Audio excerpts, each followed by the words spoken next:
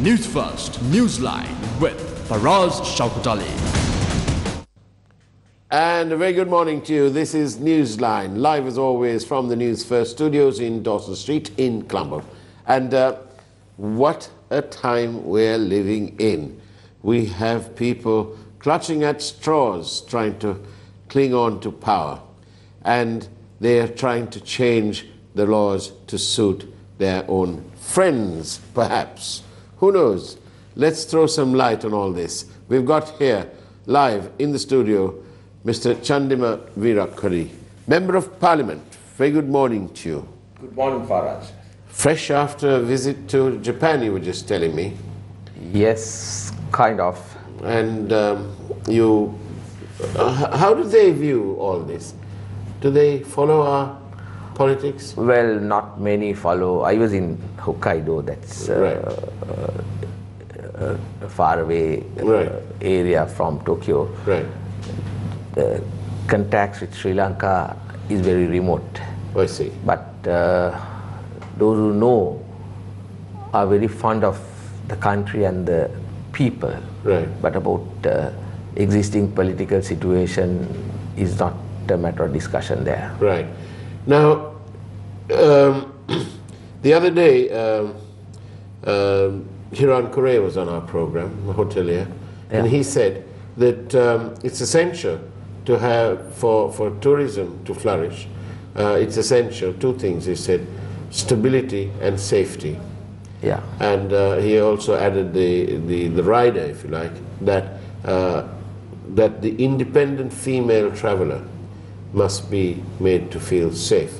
And that's why he said, if there's safety, then that's part of it. And only then will come success.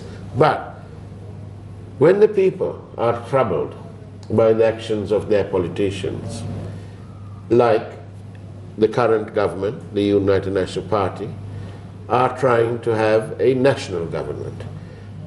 But in the last 4 years, it's on the 27th of February, in precisely 2 weeks' time, the greatest fraud ever perpetrated on the Republic of Sri Lanka will be 4 years in the making. Yeah. It's 4 years of inaction. 4 years later, we are apparently no closer to coming to a conclusion, to recovering the monies, to holding anybody responsible. Yeah, can I answer? Yes, please do. If I start off with tourism, which is very important at the moment to the country. Yeah. The biggest hurdle that the industry had, as correctly said by Mr. Hiran Kure, stability and security. Yeah. Previous government could eradicate terrorism and bring about Sri Lanka as the safest country in the world. In terms of that? Yeah. Yeah. So the main issue that was against promotion of tourism was resolved. And then the infrastructure development was also done effectively. But unfortunately, now due to so-called democracy, the government and the Prime Minister has been, taking up democracy as a slogan. But as people, they feel that they are engaged in ruining democracy. But democracy is not an option. It's our right. Yeah, it is our right, but look at now the best is, as you asked, the formation of a national government. Yes. What is a national government? As per the provisions of the Constitution, it's the single largest party in parliament or an independent group getting together with any other party or groups. Yeah. But if you take the previous election, if you go back to 2015 August election, UNP contested in an alliance together with the Muslim Congress and few other parties. Yeah. People voted for that alliance. Yeah. On the basis that the Muslim Congress is one of their alliance members. Yeah. Now, for instance, take my district. Yeah. Gaul district didn't have a Muslim candidate. Yeah. Neither did they have a Muslim Congress nominee. Right. But the membership of the Muslim Congress, Yeah. they are voted for the UNP because they believe that the UNP is contesting together with the Muslim Congress. But now they are talking about they are trying to form a unity government with the Muslim Congress, and I mean, it's so hilarious. In the present existing UNP government, the leader of the Muslim Congress is holding a cabinet portfolio. Yeah. And the only member who contested from their symbol, Yeah. From their SLMC symbol, is also a state minister, Yeah. Mr. Ali Zai Maulana. Yeah. So they are all In it. together, holding positions. Yeah. What are they trying to do? So people feel Aren't they only trying to cling on to power? they are, I mean, it's obvious. It's not something that people will approve of. Their whole intention is to accommodate the few SLFPs who have joined them and to try and get a few more onto their side by accommodating them in cabinet portfolios for another 6 months. I mean, the term of this government ends in 6 to 7 months. Yeah. What can you do within 6-7 months, even if you get back together the two main parties? There is, I mean, when you look at the track record of this government, what has really been done? I was about to ask you what Yeah. track record. The Is there a track really? there is, it's like a wild goose chase. Yeah. There is no vision. There has not been any plan. They had only been pasting plasters as and when necessary for their survival. Otherwise, what is our main issue? The bond. No, bond, it's certainly that is a reason for our economic collapse. But at the same time, as a government, you must have a way forward, must have So a what is policy. the mission? So you're saying there's no vision. I'm saying to you, there appears to be no mission either. This government certainly, they have proved it, that they have not had a mission or vision. But like people now, as politicians, as a party that is expecting to come back to power Yeah. in a few months, we have to, like, even it's still at the discussion level, but I feel that our party will get us also involved and prepare a practical way forward. Yeah. It has to start with education. Our education system per se is not in a position to produce people who are fit to undertake the challenge of taking this country towards development. If you go to, like, what do we do in school, in the preschool? From day one when you send your child to a preschool, they will start teaching you the alphabet and to count up to 100, 1,000, even before you join the school. But I mean, is it what is most important at that age? You must, but none of these children who come out of the school or the university, they're not in a position to express themselves. They cannot, majority of them don't have the confidence. Majority of them don't know to handle a situation. They are not fit to face society. They're not fit to take up challenges. How do you address that? So you have to start it off from day one. In most schools in other countries, grade 1, 2, 3, at least, Yeah. they are taught how to conduct themselves. They are not put into competition. Yeah. Now in you take any school in a village, parents, what is the top target? Indeed. That is to prepare them for the grade 5 scholarship, which probably is the most difficult exam for a child anywhere in the world. Yeah. So, what happens to a child when he is overburdened, pressurized? Yeah. What happens to a child's psychology? How many children commit suicide due to failing one of these exams? Is it what is most important?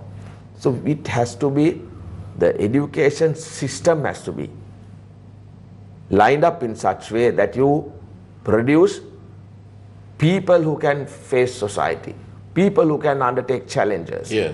people who are fit to hold any position. And also now, today, where do we find employment? In technical sectors. Technology is advancing. Whom do we want? We want smart people.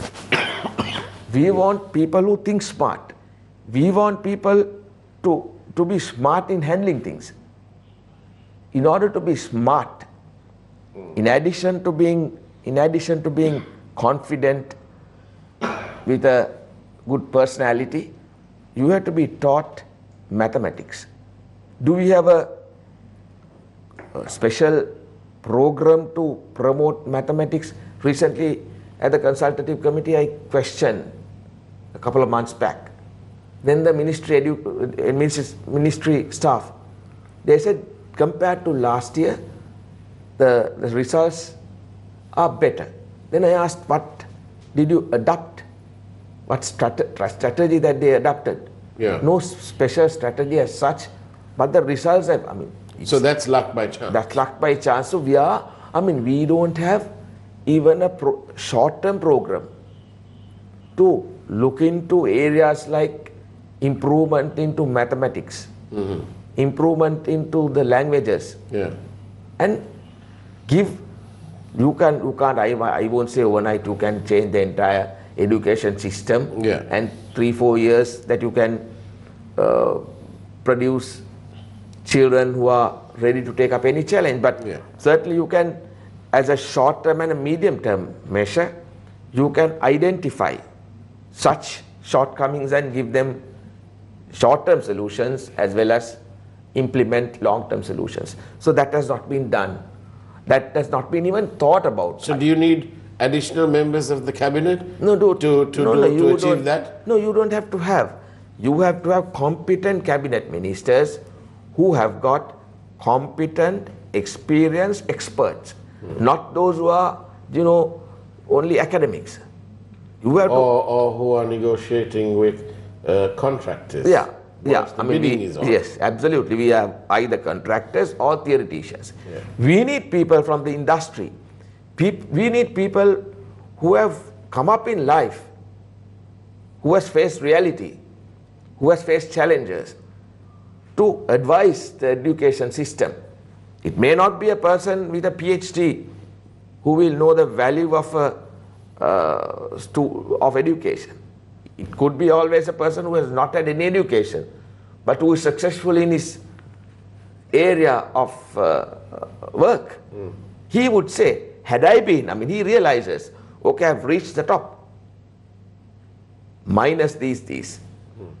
He may be in a position to say, had I been guided at this stage, in this manner, I would have done wonders than what I'm certainly doing. So we must get the contribution of such people, listen to them. The minister must be a person who can get everyone together. This is And partly why the national list was created. To Yeah. bring in some. No, it's like this. More than the national list. Now it's like this. If you have a businessman sitting in as a minister, Yeah. of course he may be a successful businessman. Yeah. But the businessman always has his business in mind. Yeah. So he will, we are all human beings. Yeah. He may, most probably, knowing Sri Lanka, try to take decisions for his benefit. Yeah. That cannot. But if you have a team of businessmen, entrepreneurs, investors, industrialists, as a panel of advisors, then with your inputs, with their inputs, a person, elected member, because elected member only can understand the pulse of the people. Whatever that you implement has to match the pulse of the people as well. Otherwise, if you try to implement something, but for example, when you talk about the pulse of the people, yeah. For example, how often do you think that our leadership, let's say Ranil Wickremesinghe as the Prime Minister, Yeah. he's got his members of parliament. How often do you think he is listening to what's coming out from the people, from the grassroots? Because it's coming to the member of parliament. Yeah, that is, I mean, we can see the results. Yeah. When you look at the results, Yeah. I can always say that the leadership has not been listening to the people and the people's representatives. Yeah. Otherwise, most of these would not have been implemented in this manner. If you take the workforce, Yeah. employability, Yeah. there are so many with a lot of certificates, but they can't fit into the requirements of the employer. If But you the take central bank figures, Chandima, Yeah. central bank figures indicates that in the manufacturing sector, 440,000 less now compared to before. less now in the sense, the 440,000 people work, less people work in that industry, Yeah. in manufacturing, than they did 4 years ago. yeah. So that's exactly one thing is we don't train people to fit into the requirement of the manufacturing industry, and as a result of that, when they feel that there is skilled labor outside, Yeah. they move out to other countries as well. So because of this mismatch, Yeah. our unemployment rates are going up, and at the same time, you go to the world, you get so many opportunities available in various sectors. We have got the talent, but unfortunately we have not been training them in order to be qualified to be sent to those places. So these are things, I mean, what is lacking presently? I mean, if you take the economy, our issue is influx of foreign exchange. Yeah. How can we resolve it? Tourism is one industry where we need serious attention in promotion. And then train skilled labor is one way out. Another thing is investment, industry. What are we talking? We are talking about Volkswagen. This is rubbish, come on. It's, yeah. So There's complete fraud. Yeah, couldn't we have, like, okay, if you had such a strong connection with Volkswagen to start with. We have rubber in Sri Lanka. Why couldn't we have started off with the manufacturing of the wiper blade of Volkswagen?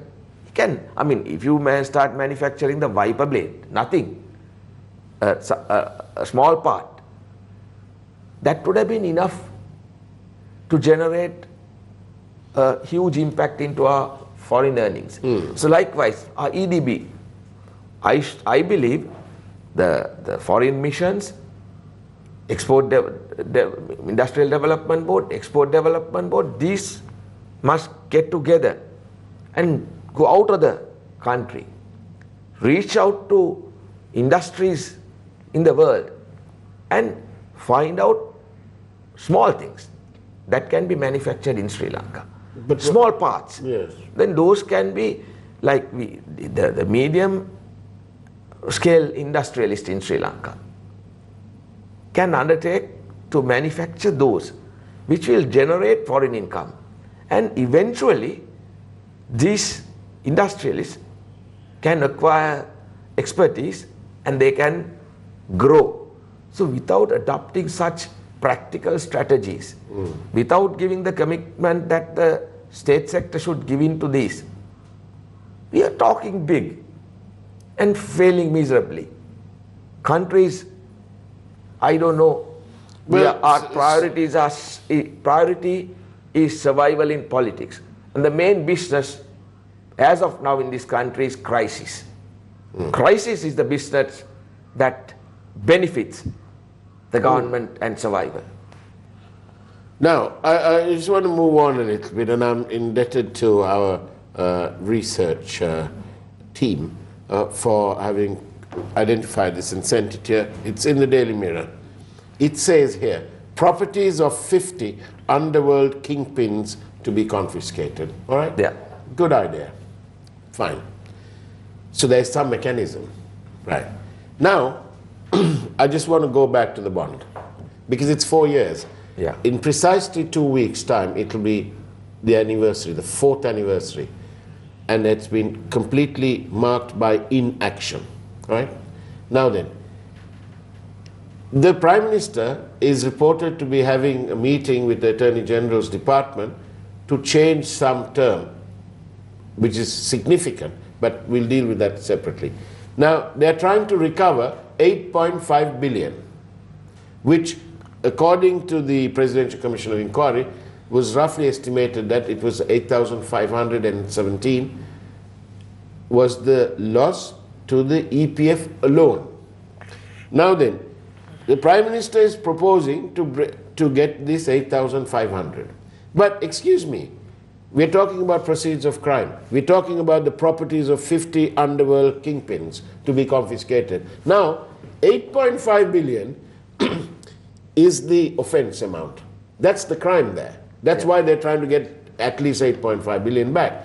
But by so doing, you are completely agreeing that there was an offense.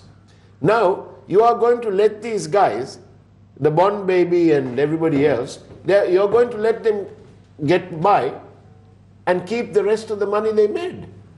What kind of nonsense and what kind of right is conferred upon the Prime Minister of Sri Lanka for him to decide that 8.5 billion will do away with everything, and the people are going to get away with the proceeds of the crime, Chandima? That is a crime in itself, isn't it? No, I mean, what people expect of the Prime Minister is not to take these decisions. He very responsibly in Parliament informed, which is in the Hansard, when Arjun Mahendran left the country some time back, previously, the time before he left to disappear, he very responsibly said that he was informed by the then central bank governor that he is visiting Singapore for a wedding and that he'll be back. So it shows that he was well informed of his movements. And it shows the closeness. And even after he was removed as the governor central bank, he was functioning as an advisor to the Prime Minister. Right. So I believe what general public in this country expect the Prime Minister as a person who has been elected and who has served as the Prime Minister and the leader of the opposition in this country the most number of times. People expect him to find his whereabouts and bring him back, assist the IGP, the police and the CID to find his whereabouts. And he happens to be a good close friend of the Singaporean government. Speak to them and get this man down. Because look, Chandima, a media company headquartered in South Africa were able to contact Arjuna Mahendran and get some so-called expert opinion from him of all things on money laundering, right? Now, a media company headquartered in South Africa can do that, right? Now, so this is beyond the scope of our people, is it? How do they think, does the Prime Minister think that the people of Sri Lanka are cowards, that they have no ability to think for themselves? What does he think? I mean, we are the country that brought, somehow or other, brought KP back here. Yeah, well, I think in fairness to Prime Minister Ranil Wickremesinghe, he should think of himself. Till this incident, Ranil Wickremesinghe was known as as Mr. Clean. Now he got involved in this and ruined his image, the reputation that he has earned over decades. In fairness to him, I believe he should get involved, he should take a personal interest But how can and he? get this person down. A lot of people say there is a perception that Ranil Wickremesinghe himself is the principal suspect because he didn't deliver. So it is up to him to prove himself. If it is up to him to prove himself, Chandima, why can't we? We have a robust judiciary. We travel the world, our ministers and president and prime ministers travel the world telling the world that we have an independent, robust judicial system in this country.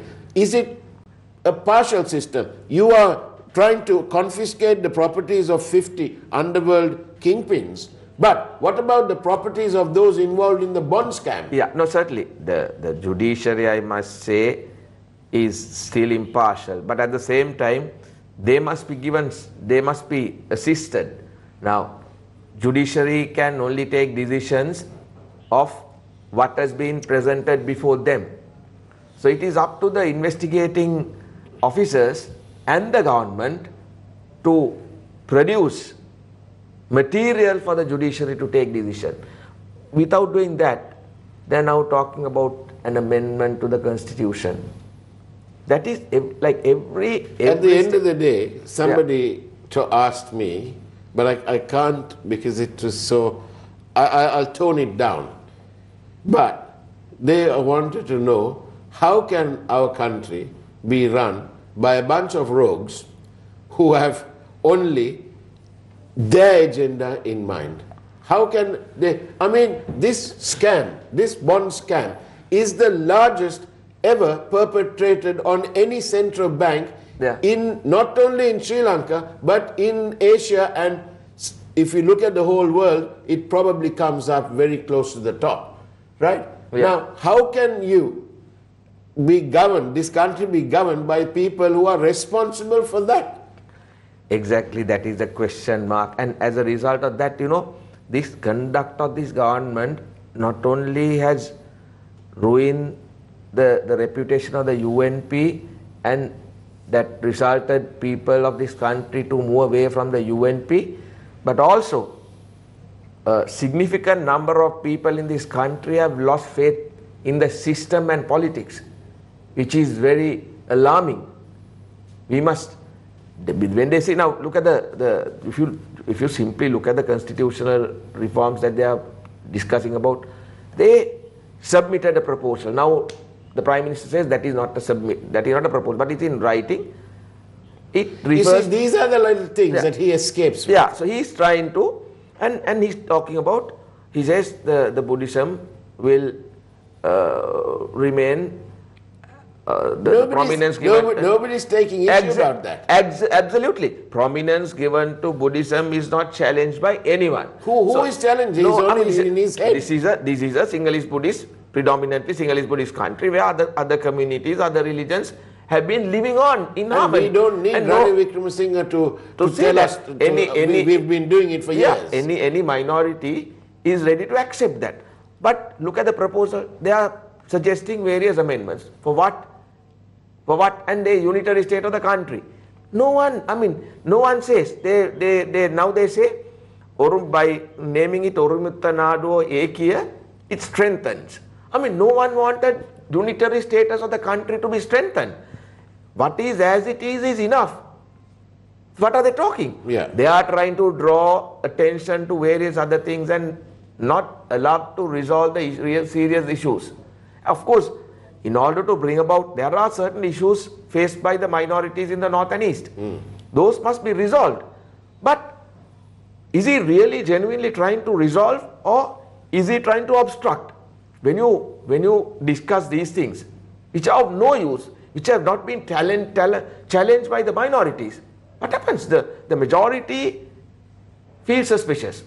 when majority feels suspicious of whatever amendment, that will not be able to be implemented. So he's not being fair by the minorities, neither is he being fair by the country nor by the majority. So by creating an utter confusion in this country, he, like I said, making crisis his business, survives. This has been the strategy of this government. As a result of that, sports, if you look at cricket, what has happened to cricket? It's unmentionable. Yeah. Look at other sports. Look at the energy sector. Energy sector is messed up. The corruption and the amounts of money that we are spending for no reason.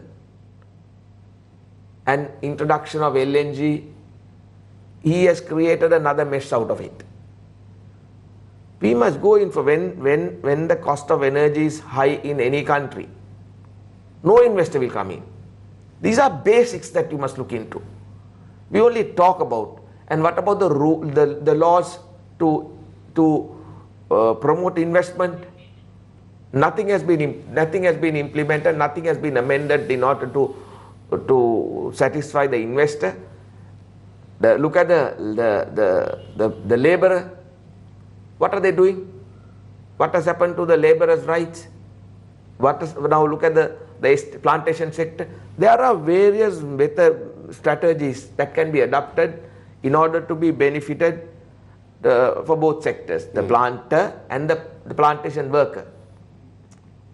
Those are not even thought about. We have come across solid proposals, but without trying to implement those, which will benefit both sides, just still handling those the traditional way so that politically they can survive. I mean, how long can this country go on with a set of people who are only concerned about them, the political survival of the United National Party? More than the United National Party, I think if they're talking about their own personal political survival. Absolutely. So for political, personal survival, only these decisions are taken. Well, Chandima Faraz, thank you very much. We've come to the end of a slightly extended version of Newsline. But let me finish by saying this to you. Don't reduce your efforts just because you're missing the target. Nothing great comes simple. Steady your aim and train harder. Definitely we will. That's all I can say. And you have all our good wishes in your quest, hopefully, to deliver for the people. Because democracy is supposedly by the people, for the people. It's not by RW, for RW, and his members of his little club. We wish you all the best, Chandima Faraz, and we hope that you keep your eye on the ball, because we are only a few months away from elections and we really don't need further corruption to engulf us. Thank you very much for your assistance. We will certainly stand by the people. Thank you, and that's the way it was on Newsline this morning. Take care, have a great day ahead, and God bless. Thank